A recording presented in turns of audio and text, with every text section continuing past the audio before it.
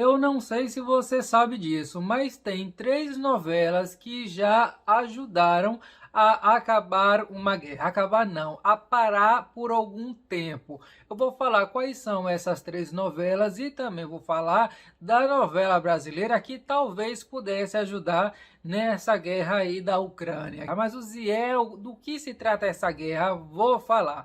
Primeiro quero comentar com vocês das três novelas que ajudaram a ali salvar algumas vidas. O povo acha que a novela às vezes não serve para nada, na maioria das vezes não serve mesmo, só para distração, mas a distração nesse caso fez toda a diferença. Vamos começar com a novela 1, que é Betty a Fea. Betty a Fea estava passando na Colômbia ali no início dos anos 2000 e justamente nessa época a Colômbia estava vivendo assim, nossa, um dos seus piores períodos, porque o conflito com as Farc, Forças Armadas Revolucionárias da Colômbia, estava muito forte. Tinha lá um presidente que estava tentando dialogar e tudo mais.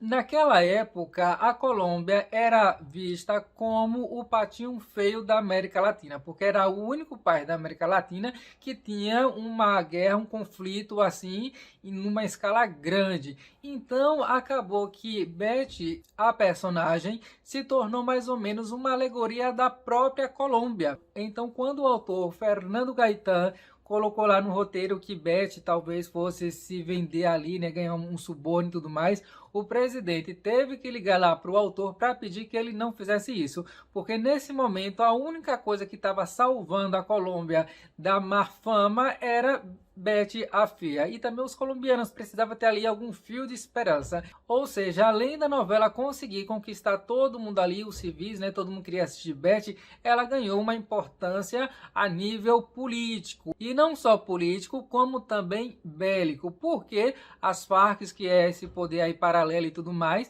também é feito por pessoas de carne e osso que também gostam de novela. Então, na hora que passava a Betty a Fea, as Farc davam um parar fogo. Então, pelo menos nesse momento da novela, era seguro que não ia ter ali nenhum conflito. Durante o período da novela, a Colômbia provou um pouco ali, 1 milímetro de paz, que se não fosse a novela ali, o fogo ia ser pior ainda. Então ficou aí uma novela conhecida por esse feito. Outra novela, essa também já passou no Brasil, já fiz um vídeo aqui no canal, inclusive as pessoas amam. Eu tô falando de Cassandra, que passou nos anos 2000 aí no SBT. Cassandra passava também no leste europeu, veja só. Naquela época, eu tô falando da década de 90, tinha ali a Iugoslávia, a Bósnia, a Sérvia, ou seja, os países que foram ali se dividindo, né, da antiga Iugoslávia. Cada povo de uma etnia começaram a brigar ali no mesmo território, e a única coisa que unia todos esses povos assim era a novela Cassandra, porque os bósnios ficaram ali viciados na novela, mas o grupo inimigo, que eram os sérvios, também ficaram viciados. Para você ter ideia, na emissora, né, que exibia a novela Cassandra, ela sofreu um ataque lá no meio dessa guerra toda. Então as fitas de Cassandra se perderam. Com a exibição de Cassandra cancelada, as pessoas ficaram ali meio revoltosas. Mas o Ziel, como é que no meio de uma guerra o povo ia se preocupar com novela? Por isso mesmo, porque a situação estava tão difícil que a única válvula de escape possível naquela época era sentar ali com a família para ver uma novela e se abstrair totalmente da realidade, porque a coisa estava tão feia que a pessoa não podia sair, por exemplo, para ir ali na esquina comer alguma coisa. A Bósnia estava assim em estado de sítio. Então uma pessoa lá do governo, lá do estado, não sei exatamente quem foi, ligou para o cônsul venezuelano para pedir a ele que intermediasse aí para que a emissora de lá da Venezuela mandasse novas fitas. Aí as fitas foram mandadas e a novela continuou sendo exibida. Ziel, mas isso daí não fez diferença nenhuma. Fez sim. Olha, em 2016 eu estive lá na Bósnia, né? Eu lembro que teve lá uma hora que eu fui no mercado comprar um pedaço de melancia para comer lá na rua mesmo, né?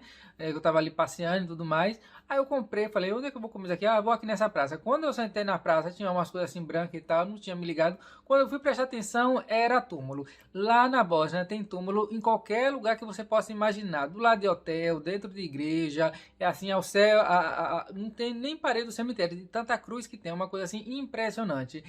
Tem uma rua lá em Sarajevo, por exemplo, que as pessoas tinham que cruzar, né, para pegar o ônibus para voltar para sua casa, porque embora a cidade estivesse cercada lá pelos sérvios, os bósnios tinham que continuar vivendo de alguma maneira.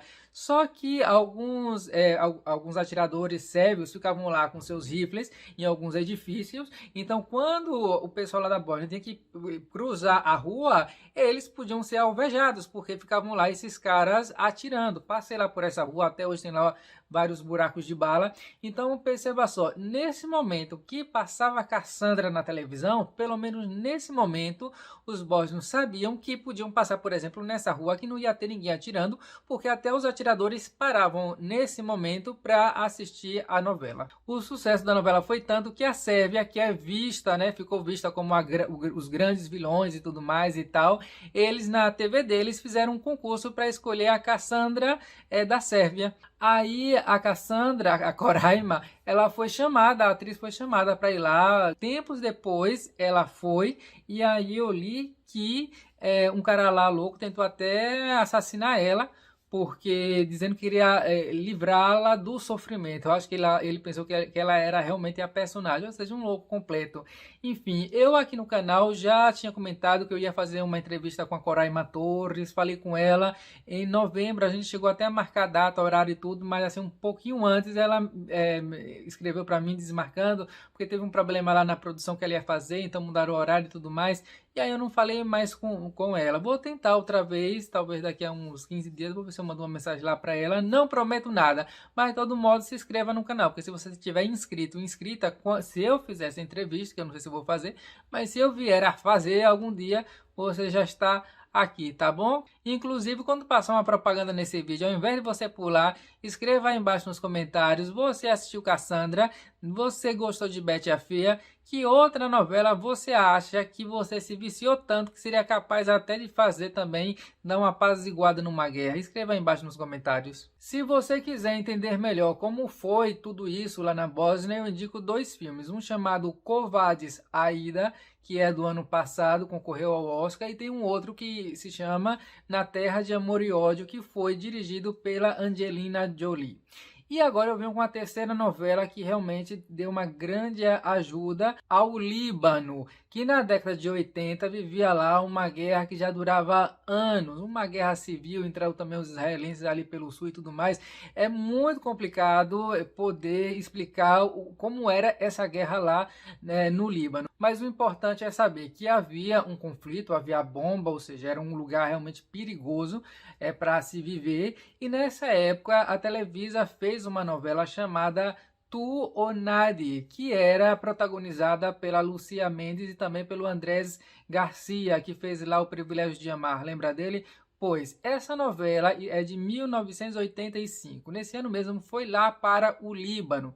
Então o que acontece é o seguinte: essa novela fez tanto sucesso lá no Líbano, mas tanto sucesso, que os dois grupos que estavam lá, né, brigando e tudo mais, paravam neste momento para assistir a novela. Da mesma forma, nessa janela de tempo se salvou aí algumas vidas, né, já que tinha ali o cessar-fogo. Foram contar isso lá para Lucía Mendes, disseram que na hora da novela o povo parava, né, almoçava, ficava ali convivendo um pouco com a família e só depois, mais tarde, é que retornavam aí os bombardeios, os fogos e tudo mais, né? E ela ficou assim realmente muito tocada, porque se você parar para pensar, realmente não tem como quantificar quantas vidas foram salvas aí nesse intervalo, mas algumas provavelmente sim. Aí por conta disso, ela foi chamada para fazer lá no Líbano um show, porque ela também canta, inclusive ela cantou aquela música Aguenta Coração, que foi da novela Explode Coração não, Barriga de Aluguel.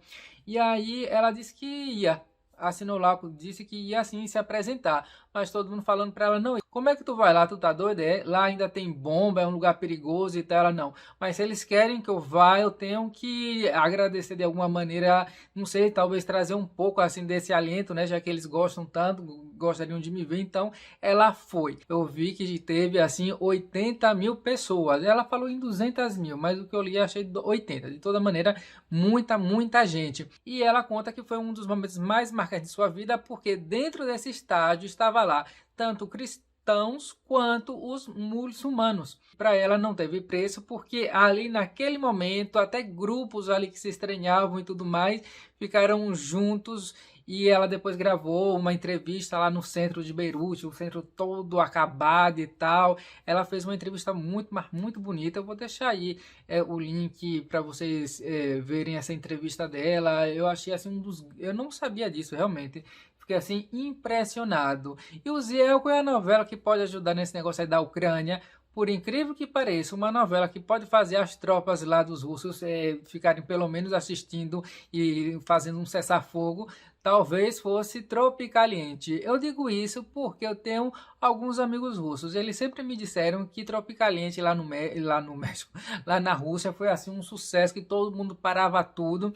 Depois eu fui procurar na internet e realmente vi informações sobre isso. Então, olha aí, quem diria Tropicaliente. É uma coisa que eu aprendi aí com meus amigos russos é que os russos, eles são um pouco assim desconfiados, neuróticos. É que a gente, como vive lá, fomos criados no Ocidente e tudo mais, a gente não para pensar nisso. Mas quem é nascido e criado lá na Rússia tem essa coisa da Guerra Fria, tem essa coisa de achar que o outro sempre é o inimigo, de não confiar. Então, por conhecer esses, eu vim entender melhor por que o dojo lá do Putin resolveu fazer isso, né? É que tem lá a Ucrânia, que fica um pouco antes da Rússia, e a Ucrânia estava querendo entrar na OTAN, que é um grupo ali de exércitos e tudo mais. Só que a Rússia, que é totalmente desconfiada, principalmente ali o governo e tudo mais, acho que todo mundo quer invadir, todo mundo é inimigo, ele não quer que a Ucrânia faça parte desse grupo, porque a Ucrânia está ali pegada neles, né? Então, por isso que aí ele resolveu entrar lá para poder neutralizar esse território e ficar, não sei, talvez com um território lá para eles, e dessa maneira eles ficariam mais, digamos assim, sossegados, sabendo que essa parte que vem antes da Rússia vai estar lá no controle deles, sem esse perigo deles invadirem lá depois. Mas essa desconfiança deles tem fundamentos? Eu não sei, não faço a mínima ideia. O que eu tenho certeza é que a guerra, em qualquer cenário, em qualquer situação, sempre é a pior opção. Se você quiser saber um pouco mais sobre a Ucrânia, o tanto que esse país já sofreu, olha, eu indico para você ver a série Chernobyl, indico para você ver o filme O Olin, vou deixar aí os nomes aí embaixo, mas esse Olin é muito pesado. Mostra lá um dos conflitos que foi assim, nossa. E tem um outro chamado Colheita Amarga, que como filme, mas eu não gosto muito, é de 2017, mas pelo menos a história que conta é necessário, né? Ou seja, é um filme necessário. Tanto filme quanto novela são narrativas, e o homem não vive sem a narrativa, já dizia aí Antônio Cândido. Então isso explica o porquê que nesses países com essas guerras, esses conflitos, essas três novelas que eu citei aqui conseguiram, pelo menos neste momento, apaziguar um pouco a situação. Interessante, né, saber disso. Se você gostou, se inscreva no canal se ainda não está inscrito. Se eu fizer lá a entrevista com a Cassandra, com a Coraima Cassandra algum dia, e você está inscrito aqui, você não perde. Não sei se vai ter, mas vamos tentar, tá bom? Dê o like aí no vídeo, comente aí embaixo que novela você mandaria para Putin para ver se ele ficar viciado e inventar de fazer outra coisa, ao invés de ficar enchendo o saco do mundo todo. Olha, ninguém merece, viu? É isso, meu povo. Dê o like aí se não for cair o seu dedo, tá bom? Se inscreva no canal e até o vídeo que vem. Acabou, Marginal.